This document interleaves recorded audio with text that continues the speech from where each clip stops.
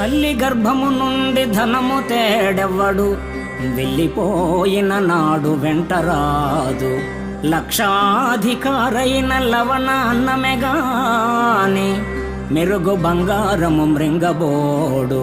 విత్తమార్జన చేసి విర్రవీగుటె కాని, కూడబెట్టిన సొమ్ము కుడువబోడు. పొందుగా మరుగైన భూమి లోపల పెట్టి, దాన ధర్మము లేక దాచి దాచి, తుదకు దొంగలకిత్తురో దొరలకవును. తేనె జుంటి గలియవా తెరువరులకు, భూషణ వికాస శ్రీధర్మపుర నివాస. దుష్ట సంహార నరసింహ దురిత దూర.